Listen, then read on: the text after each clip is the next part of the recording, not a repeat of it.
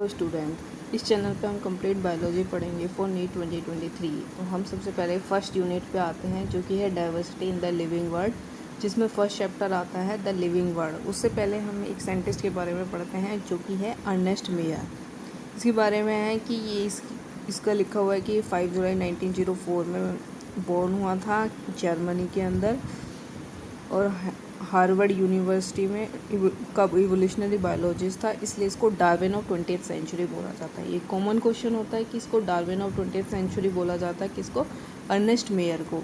100 greatest scientist में से एक था। इसने Harvard faculty of art and science को ज्वाइन किया था 1953 में और रिटायर्ड हुआ था 1975 में। इसको टाइटल मिला था Alexander aggressive professor of zoology का। इसने जो करंटली एक्सेप्टेड डेफिनेशन है स्पीसीज़ की वो दी थी। इसको जो है 3 प्राइज़ दिए गए थे जिनको हम बोलते हैं ट्रिपल क्राउन ऑफ बायोलॉजी। एक बाल्जन प्राइज़ था जो 1983 में मिला था, एक इंटरनेशनल प्राइज़ था बायोलॉजी का जो 1994 में मिला था, और क्रेफोर्ड प्राइज़ था जो 1999 में मिला था। मायर जो है वो डाइड हुआ था 100 ईयर की एज में 2004 में। तो ऐसा आ जाता है कि कौन सा साइंटिस्ट जो है वो 100 ईयर की एज में डाइड हुआ था, वो था Ernest mayor.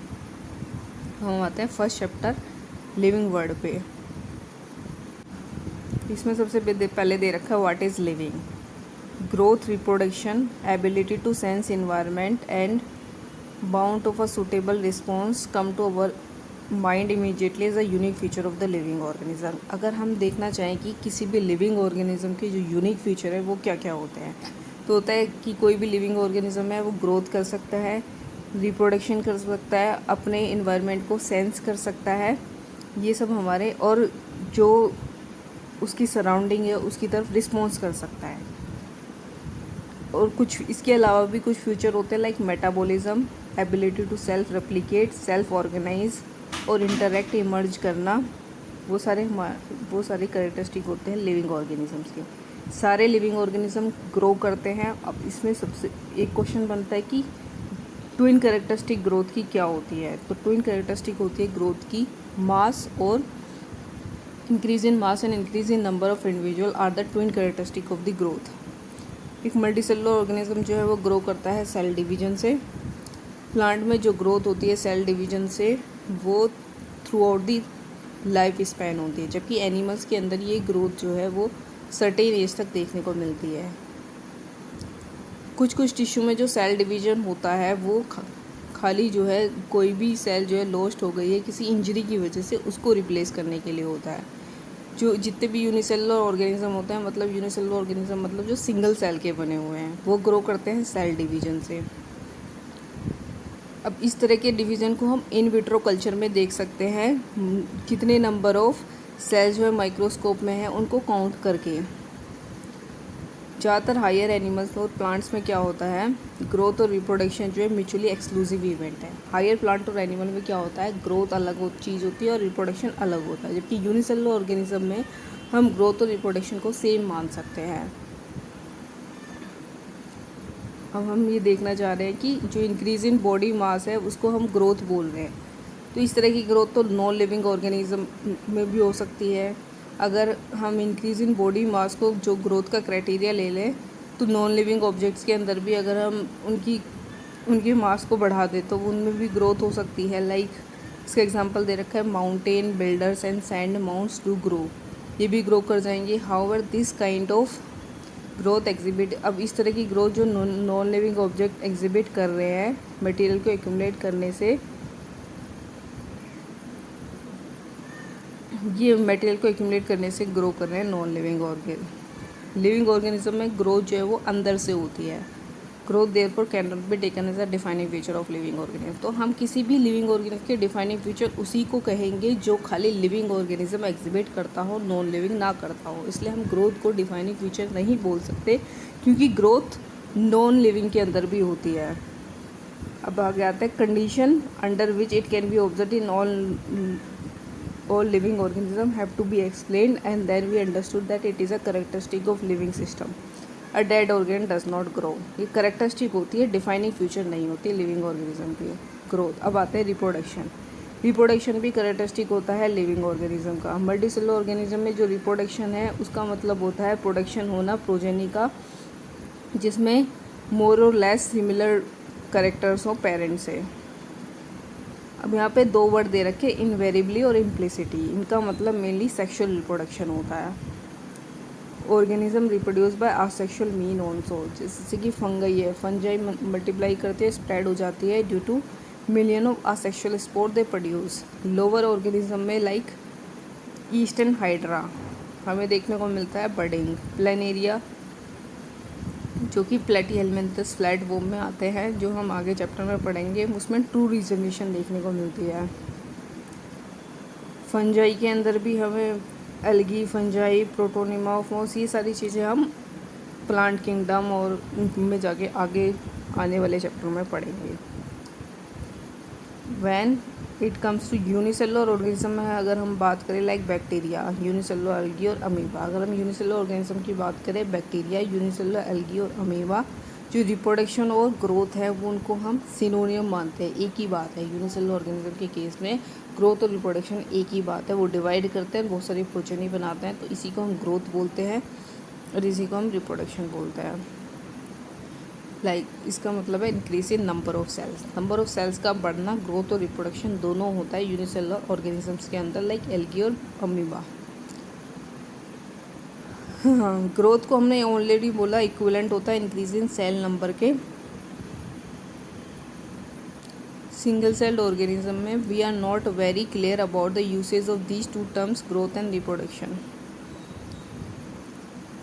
Worker bee, infertile couple etcetera जो है वो रिप्रोड्यूस नहीं करते। बहुत सारे मतलब लिविंग ऑर्गेनिज्म हैं बट वो रिप्रोड्यूस नहीं करते, लाइक मोल्स हुआ, स्टेराइल वर्कर बी हुई, इनफर्टाइल ह्यूमन कपल हुए। इसलिए रिप्रोडक्शन को भी हम इंक्लूजिंग डिफाइनिंग कैरेक्टरिस्टिक नहीं मान सकते। डिफाइनिंग कैरेक्टरिस्टिक वही होती है जो सारे लिविंग ऑर्गेनिज्म करे और नॉन लिविंग ना करे। तो ग्रोथ को भी हम नहीं मानते डिफाइनिंग कैरेक्टरिस्टिक, क्योंकि ग्रोथ नॉन लिविंग ऑर्गेनिज्म कर रहे हैं। और रिप्रोडक्शन को भी नहीं मान सकते हम कैरेक्टरिस्टिक, क्योंकि रिप्रोडक्शन जो है वो लिविंग ऑर्गेनिज्म नहीं कर रहे। अब हम आते हैं आगे, अगली कैरेक्टरिस्टिक पे आते हैं।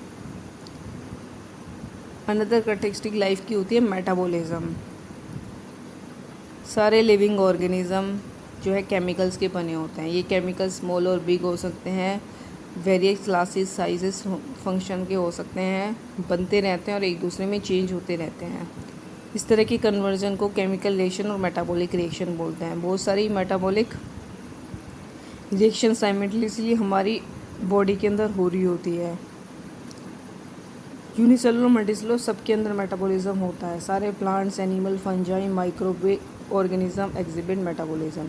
जितनी भी केमिकल रिएक्शन हमारी बॉडी के अंदर हो रही है उसे मेटाबॉलिज्म बोलेंगे। कोई भी नॉन लिविंग ऑब्जेक्ट के अंदर मेटाबॉलिज्म नहीं होता। मेटाबॉलिक रिएक्शन को हम डेमोन्स्ट्रेट कर सकते हैं बॉडी के आउटसाइड सेल फ्री सिस्टम के अंदर भी। एक आइसोलेटेड मेटाबॉलिक रिएक्शन जो आउटसाइड द बॉडी हो रही है किसी भी ऑर्गेनिज्म के टेस्ट ट्यूब के अंदर, वो ना तो लिविंग होती है ना ही नॉन लिविंग होती है। इसलिए मेटाबॉलिज्म जो है वो डिफाइनिंग फीचर है सारे लिविंग ऑर्गेनिज्म का विदाउट द एक्सेप्शन। मेटाबॉलिज्म जो है डिफाइनिंग फीचर होता है लिविंग ऑर्गेनिज्म का, क्योंकि खाली लिविंग ऑर्गेनिज्म की बॉडी के अंदर ही जो है मेटाबॉलिक रिएक्शन होती है। हम बाहर भी इसको कर सकते हैं बट वो लिविंग रिएक्शंस नहीं होती, लिविंग थिंग होती है। Isolated metabolic reactions in vitro are not living things but surely living reaction. मतलब जो बाहर हम बॉडी के आउटसाइड जो कर रहे हैं आइसोलेटेड मेटाबॉलिक रिएक्शन, वो लिविंग थिंग्स नहीं होती, लिविंग रिएक्शंस होती है। तो बस मेटाबॉलिज्म जो है डिफाइनिंग कैरेक्टरिस्टिक होती है सारे लिविंग ऑर्गेनिज्म की। इसके अलावा जब सेल होगी तो ही मेटाबॉलिज्म होगा, इसलिए हम सेलुलर ऑर्गेनाइजेशन को भी जो है डिफाइनिंग फीचर मान सकते हैं सारे लाइफ फॉर्म्स का। अब इससे अगला फीचर आता है सारे लिविंग ऑर्गेनिज्म का कि वो अपने सराउंडिंग एनवायरनमेंट को सेंस कर सकते हैं एंड रिस्पॉन्ड कर सकते हैं उसके अगेंस्ट, जो फिज़िकल भी हो सकता है, केमिकल भी हो सकता है, बायोलॉजिकल भी हो सकता है। हम जो है सेंस कर सकते हैं हमारे इन्वायरमेंट को through the sense organ. Plant respond करता है external feature like light, water, temperature, other organism, pollutant etcetera. सारे living organism from the prokaryotes to most complex eukaryotes सब के सब सेंस कर सकते हैं और रिस्पॉन्ड कर सकते हैं अपने इन्वायरमेंट क्यूज को। Photo period effect reproduction in seasonal breeder, both plants and animals. सारे ऑर्गेनिज्म हैंडल करते हैं केमिकल जो उनकी बॉडी में एंटर करते हैं। सारे लिविंग ऑर्गेनिज्म अवेयर होते हैं अपनी सराउंडिंग के लिए, मतलब सारे लिविंग ऑर्गेनिज्म सेंस कर सकते हैं उनके आसपास क्या चल रहा है, इसलिए कॉन्सिक्वेंस को भी हम डिफाइनिंग प्रॉपर्टी बोलते हैं लिविंग ऑर्गेनिजम्स की। पर जो ह्यूमन बींग्स हैं वो सेल्फ कॉन्शियस होते हैं, मतलब वो अपने आप के लिए भी अवेयर होते हैं कि हम क्या करना चाहते हैं, क्या करना है हमें, इसका मतलब होता है सेल्फ कॉन्शियसनेस। जब हम ह्यूमन बींग्स की तरफ देखते हैं तो डिफ़िकल्ट है लिविंग स्टेट को डिफ़ाइन करना। हम देखते हैं कि कोई पेशेंट है जो कोमा में है, हॉस्पिटल के अंदर वर्चुअली सपोर्टेड है मशीन से जो रिप्लेस कर रही है हार्ट और लंग्स को।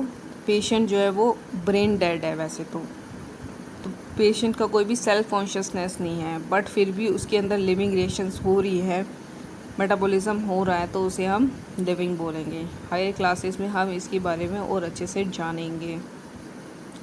Properties of tissue are not present in the constituent cells but arises, मतलब जो टिश्यू की प्रॉपर्टी होती है वो सेल्स के अंदर नहीं प्रेजेंट होती, उनकी सेल्स के इंटरेक्शन से बनती है ये प्रॉपर्टीज़। बहुत सारी सेल्स आपस में कम्युनिकेट करके इंटरेक्ट करके ही तो टिश्यू बनाती है। Similarly properties of cellular organisation are not present in the molecular constituent of the organelle but arise as a result of interaction in the molecular component comprising the organelle। इस interaction से जो है property होती है higher level पे। The phenomena is true in the hierarchy of organisational complexity of all levels. इसलिए हम कह सकते हैं कि living organism are self replicating evolving and self regulating interacting system capable of responding to external stimuli. Biology जो है story है life की अर्थ पे, ये सब कुछ नहीं है इसमें, सब छोड़ो। अब आ गया था diversity in the living world. अगर हम अपने आसपास देखते हैं तो हमें बहुत सारे लिविंग ऑर्गेनिज्म देखने को मिलते हैं, जैसे कि इंसेक्ट, बर्ड, ये सब कुछ हमें देखने को मिल रहे हैं। बट कुछ ऐसे ऑर्गेनिज्म भी देखने को मिलते हैं जिनको हम अपनी आँखों से नहीं देख सकते। अगर हम इंक्रीज़ करना चाह रहे हैं किसी भी एरिया को, the range and variety of organ that you should will easily increase। obviously we were to visit, अब यहाँ पे कुछ नहीं दे रखा है ऐसा। सबसे इम्पोर्टेंट यहाँ पे दे रखा है कि कितनी स्पीसीज़ अब तक नोन एंड डिस्क्राइब है, तो 1.7 से 1.8 मिलियन है, इसी को हम बायोडाइवर्सिटी बोलते हैं। और the number and type of organism present on the earth. We should remain here that we will explore new areas in win old ones, new organisation continuously being identified. आगे अब हमें क्या है, कुछ स्टैंडर्डाइज करना पड़ेगा लिविंग ऑर्गेनिज्म, कुछ standardise करना पड़ेगा लिविंग ऑर्गेनिज्म को नेम देने के लिए, सच दैट एक पर्टिकुलर ऑर्गेनिज्म जो है वो सेम नाम से पहचाना जाए पूरे वर्ल्ड में। इस तरह के प्रोसेस को हम नोमेनक्लेचर बोलते हैं। नोमेनक्लेचर और naming is only possible when the organism is describe correctly and we know to what organism the name is attach to, इसे आइडेंटिफिकेशन बोलते हैं। तो सबसे पहले हम किसी भी ऑर्गेनिज्म को एक नाम देंगे जिसे वो पूरे वर्ल्ड में आइडेंटिफाई किया जाएगा, इसको नोमेनक्लेचर बोला जाता है। नोमेनक्लेचर से पहले हम उसको ऑर्गेनिज्म को जो है, नोमेनक्लेचर तभी पॉसिबल होगा जब हम ऑर्गेनिज्म को करेक्टली डिस्क्राइब कर पाएँ, इसे आइडेंटिफिकेशन बोलते हैं। हम आते हैं आगे। In order to facilitate the study, number of scientist ने इस्टेब्लिश की बहुत सारे प्रोसीजर साइंटिफिक नेम देने के लिए हर एक ऑर्गेनिज्म को। प्लांट के लिए साइंटिफिक नेम देने का जो बेसिस क्राइटेरिया बना उसको प्रोवाइड किया गया international code for botanical nomenclature में, और जो एनिमल के लिए था वो था international code of zoological nomenclature. Scientific term ensure that हर एक ऑर्गेनिज्म को जो है एक नाम होना चाहिए। Biologist follow universally accepted principle to provide scientific name to known organism. हर एक नाम के जो है दो कंपोनेंट होते हैं, एक जेनरिक नेम और एक स्पेसिफिक एपिथेट। जिस तरह के सिस्टम को जिससे हम नाम दे रहे हैं, जिसके दो कंपोनेंट है, उसे बायोनॉमिकल नोमेनक्लेचर बोलते हैं, जिसको दिया था एक साइंटिस्ट ने, जिसका नाम था कार्लस लिनस, जिसको प्रैक्टिसाइज कर रहे हैं biologist all over the world. This naming system using two word format was found convenient. हम जैसे मैंगो का एग्जांपल लेते हैं, जिसका साइंटिफिक नेम है मैंगाफेरा इंडिका। यहाँ पे मैंगाफेरा जो है वो है जेनरिक नेम और इंडिका जो है स्पेसिफिक एपिथेट है। तो यहाँ पे बायोलॉजिकल नोमेनक्लेचर के लिए हम जो है यूनिवर्सल रूल्स हैं नोमेनक्लेचर के, यहाँ पे बायोलॉजिकल नोमेनक्लेचर देने के लिए यूनिवर्सल रूल्स हैं। बायोलॉजिकल नेम जो है जनरली लैटिन में होता है और उनको मेटालिक्स में लिखते हैं। ये लैटिनाइज्ड होता है, ड्राइव होता है लैटिन से in respective of their origin. First word जो होता है बायोलॉजिकल नेम में वो जीनस होता है, जबकि सेकंड कंपोनेंट स्पेसिफिक एपिथेट को रिप्रेजेंट करता है। दोनों वर्ड बायोलॉजिकल नोमेनक्लेचर में जब हैंड रिटन करते हैं तो हम सेपरेटली अंडरलाइन करते हैं और प्रिंट करते हैं इटैलिक्स में, जिससे उनके लैटिन ओरिजिन को हम इंडिकेट कर सकें।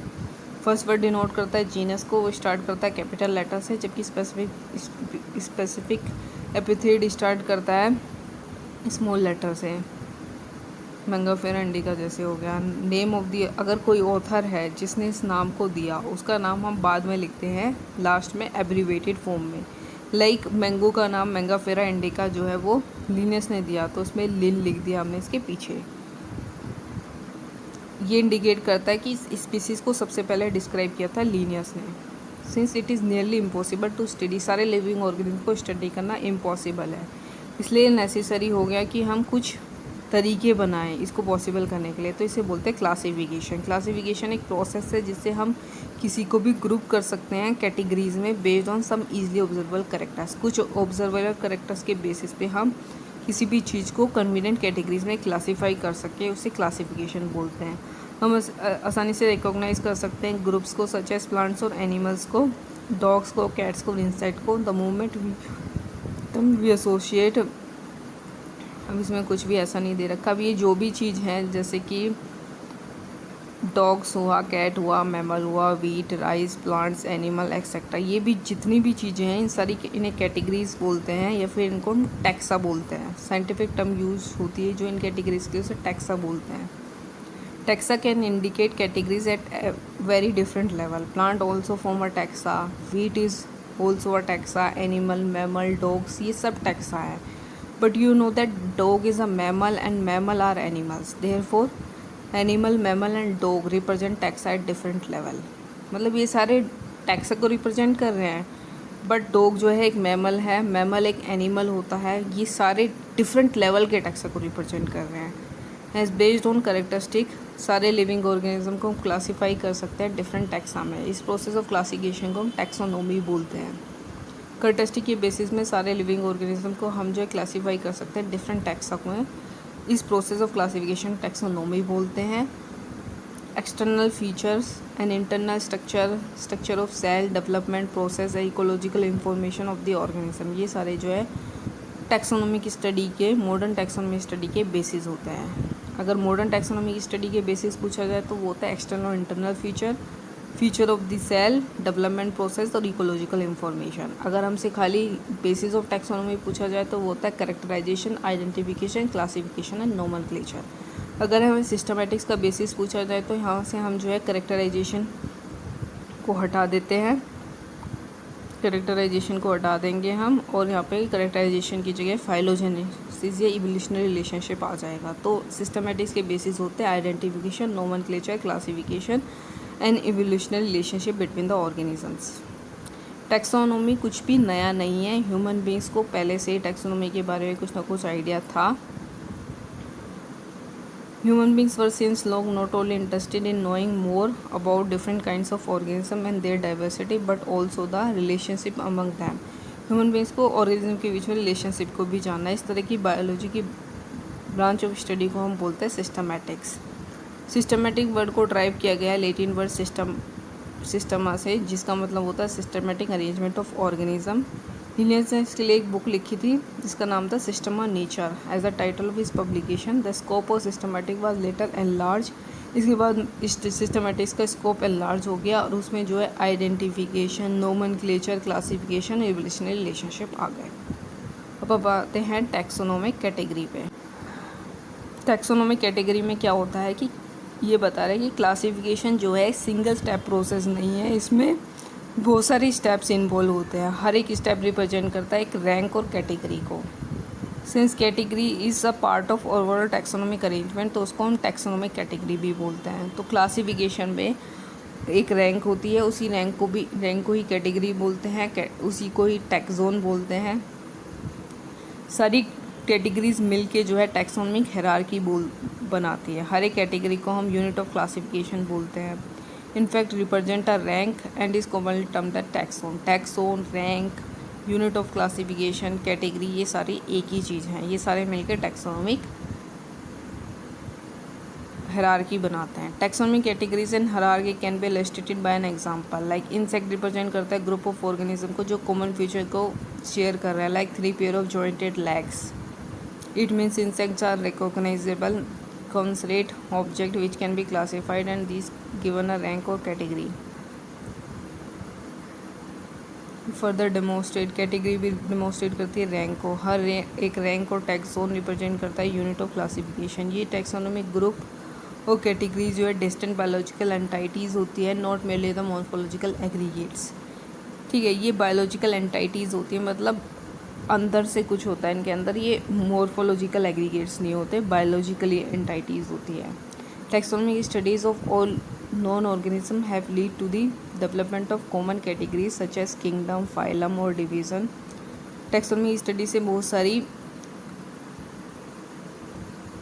सारी डेवलपमेंट हुआ कॉमन कैटेगरीज का, like class, order, family, genus and species. सारे ऑर्गेनिज्म इंक्लूड हुए इन प्लांट और एनिमल किंगडम में। Have species as the lowest category. सारे ऑर्गेनिज्म में जो स्पीसीज है वो लोवेस्ट कैटेगरी होती है। अब हमारे मन में आता है एक क्वेश्चन कि किस तरह से हम सारे ऑर्गेनिज्म को वेरियस कैटेगरीज में रखते हैं। तब बेसिक रिक्वायरमेंट इसका होता है कि हमें उस इंडिविजुअल के कैरेक्टर्स के बारे में पता होना चाहिए। This help in identify similarity and dissimilarity among the individual of the same kind of organism as well as of the other kind of organism। सबसे पहले हम आते हैं लोवेस्ट टैक्सोनॉमिक कैटेगरी पे, जो है स्पीसीज। टैक्सोनॉमिक स्टडीज़ कंसीडर करता है कि एक ग्रुप ऑफ इंडिविजुअल ऑर्गेनिज्म का एक ग्रुप जिनके अंदर कुछ फंडामेंटल सिमिलैरिटीज़ हैं, उन्हें हम स्पीसीज़ बोलते हैं। एक स्पीसीज़ को हम दूसरे स्पीसीज़ से सेपरेट कर सकते हैं या फिर डिस्टिंग्विश कर सकते हैं कुछ मॉर्फोलॉजिकल डिफरेंसेस के बेसिस पे, लाइक मैंगाफेरा इंडिका, सोलेनम टुबरसम और पैंथरा लियो। ये तीनों के तीनों नाम में इंडिका, टुबरसम एंड लियो रिप्रेजेंट करती है स्पेसिफिक एपिथेट मतलब स्पीसीज़ को, वाइल जो कि फर्स्ट वर्ड है मैंगाफेरा, सोलेनम एंड पैंथरा, ये सारे जेनरा हैं, रिप्रेजेंट करते हैं another higher level of taxon और कैटेगरी को। हर एक जीनस में वन और more than one specific epithet हो सकते हैं, रिप्रेजेंट करते हैं डिफरेंट ऑर्गेनिज्म को but having the morphological similarities. एक जीनस में एक से ज़्यादा स्पीसीज हो सकती हैं जो रिप्रेजेंट करते हैं डिफरेंट ऑर्गेनिज्म को, बट उनमें कुछ ना कुछ सिमिलैरिटीज़ हो सकती है। फॉर एग्जांपल पैंथरा में अनदर स्पेसिफिक एपिथेट आ जाते हैं, like tigris and Solanum. Panthera, tigris and Solanum include करते हैं species like nigrum, melongena. Solanum में लिंगनम और मेलोगेना स्पीसीज भी हो सकती है। Human being belong to the species sapiens which is grouped under the genus Homo. The scientific name जो ह्यूमन बींग्स के लिए यूज़ किया जाता है वो होमो सैपियंस होता है। तो स्पीसीज जो है वो लोवेस्ट कैटेगरी होती है या फिर लोवेस्ट रैंक होती है। एक स्पीसीज को हम दूसरे से अलग कर सकते हैं, एक स्पीसीज को हम दूसरे से अलग कर सकते हैं कुछ ना कुछ मॉर्फोलॉजिकल डिफरेंसेस के, दूसरे स्पीसीज से अलग कर सकते हैं कुछ ना कुछ मॉर्फोलॉजिकल डिफरेंसेस के बेसिस पे।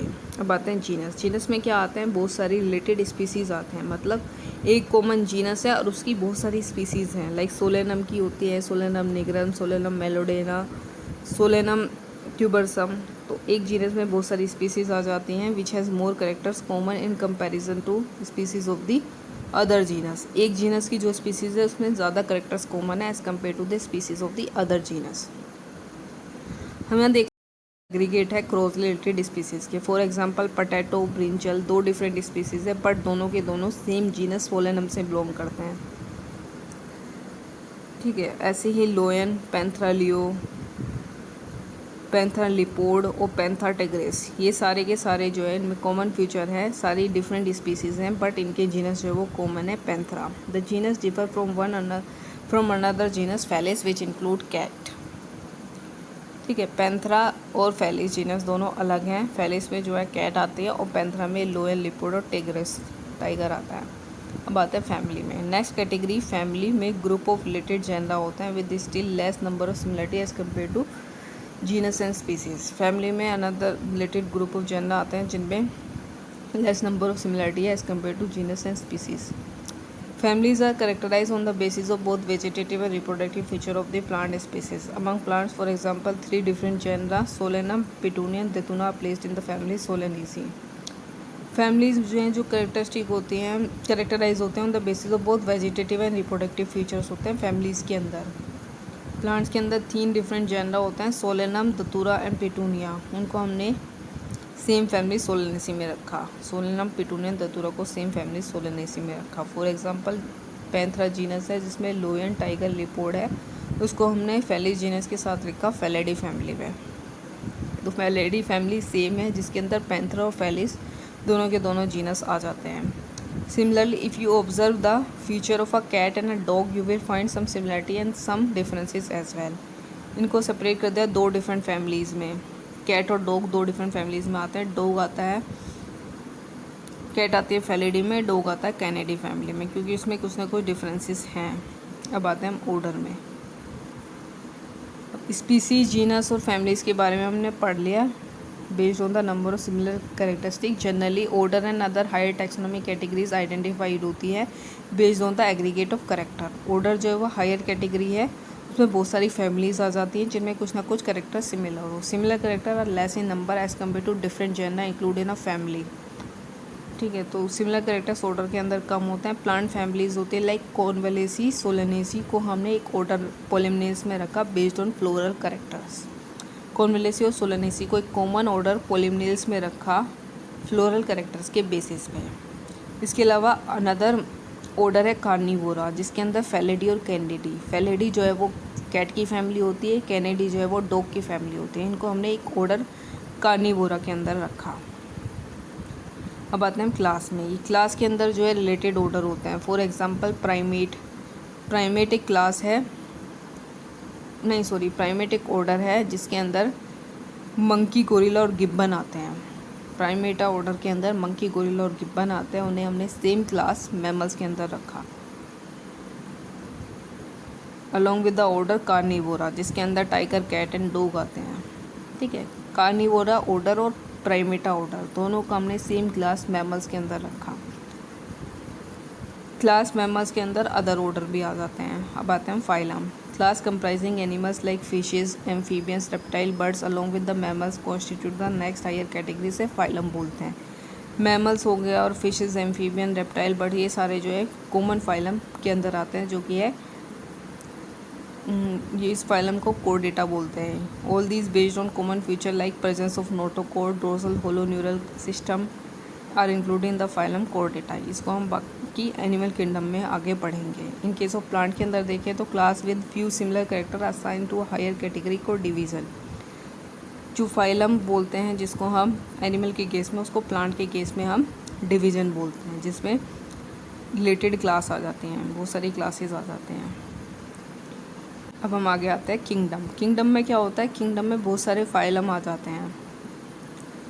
लाइक एनिमलिया किंगडम में बहुत सारे फाइलम आ जाते हैं जिसको हम एनिमल किंगडम आगे वाले चैप्टर में पढ़ेंगे। प्लांटी किंगडम में आ जाते हैं बहुत सारे plants from various divisions. However, we will refer to these two groups as animal and plant kingdom. The taxonomy category from species to kingdom have been shown in ascending order starting with species. तो सबसे lowest category हमारी species होती है, फिर बहुत सारी species मिलके genus बनाते हैं, बहुत सारे जीनस मिलके फैमिली बनाते हैं, बहुत सारी फैमिली मिलके ऑर्डर बनाते हैं, बहुत सारे ऑर्डर मिलके क्लासेस बनाते हैं, बहुत सारी क्लास मिलके फाइलम बनाते हैं, स्केल्स ऑफ एनिमल, और प्लांट के केस में डिवीज़न बनाते हैं, और बहुत सारे डिवीज़न मिलके किंगडम बनाते हैं। तो ये टैक्सोनॉमी कैटेगरी को हायरार्किकल अरेंजमेंट में ऑर्गेनाइज़ किया हमने असेंडिंग ऑर्डर में। अब हम आते हैं टैक्सोनॉमिक्स को, कोई भी टैक्सोनॉमिक में कुछ सब कैटेगरी भी डेवलप की है हायरार्की में to facilitate more sound and scientific placement of various taxa. कुछ यहाँ पे सब कैटेगरीज भी होते हैं बट यहाँ पे हमारे सिलेबस में वो नहीं है, तो उसको हम नहीं पढ़ेंगे। हायरार्की को देखते हुए हम देखते हैं बेसिस ऑफ अरेंजमेंट क्या है। For example, as we go higher from species to kingdom the number of common characteristic goes on decreasing. जब हम स्पीसीज से किंगडम की तरफ ऊपर जाते हैं तो कॉमन कैरेक्टरिस्टिक जो है वो कम होती चली जाती हैं। जितना लोअर टैक्सा होगा उतनी ज़्यादा कॉमन कैरेक्टरिस्टिक होगी। जो number with in the taxon share करेगा। जितना ज़्यादा कैटेगरी होगी उतनी डिफ़िकल्टी होगी अदर टैक्सा के साथ रिलेशनशिप को डिटरमाइन करने के लिए सेम लेवल पे। Has the problem classification become more complex. तो जितना नीचे होगा उतनी करेक्टरिस्टिक कॉमन शेयर करेगा। लाइक स्पीसीज में ज़्यादा करेक्टरिस्टिक कॉमन, जीनस में कम है, फैमिली में उससे कम है। और जितना हम ऊपर जाएंगे किंगडम तक जैसे हम जा रहे हैं उतना हम दूसरों के साथ रिलेशनशिप पता लगाना हमारे लिए मुश्किल हो जाएगा। अदर टैक्सा के साथ रिलेशनशिप पता लगाना मुश्किल हो जाएगा। अब हम आते हैं organism with their taxonomy category. ये वाला जो टेबल है बहुत इंपॉर्टेंट है। लाइक कॉमन नेम दे रखा है, बायोलॉजिकल नेम दे रखा है, जीनस, फैमिली, ऑर्डर, क्लास और फाइलम दे रखा है। जैसे कि मैन हुआ, मैन का बायोलॉजिकल नेम होता है होमो सैपियन, जीनस होता है होमो, फैमिली होमिनिडी होती है, ऑर्डर प्राइमेटा होता है, क्लास मेमेलिया होती है, फाइलम या डिवीजन कॉर्डेटा होता है। मैन का हाउस फ्लाई का बायोलॉजिकल नेम मुस्का डोमेस्टिका होता है, जीनस मुस्का हो गया, फैमिली मुस्केडी होगी, ऑर्डर डिप्टेरा हो गया, क्लास इंसेक्टा होगी और फाइलम या डिवीजन आर्थ्रोपोडा हो गया। मैंगो का बायोलॉजिकल नेम है Mangifera indica, genus Mangifera, family Anacardiaceae, order Sapindales, class dicot, phylum या डिवीजन एंजियोस्पर्म। वीट का देखें तो biological name Triticum aestivum, genus Triticum, family Poaceae, order Poales, class monocot हो गए और फाइलम में डिवीजन एंजियोस्पर्मा हो गया। अब बात करते हैं टैक्सोनॉमिक एड्स की। Taxonomic studies of various species of plants, animals and other organism are useful in agriculture, forestry, industry और in general in knowing our bioresource and other diversity. These study would require correct classification, identification of organism.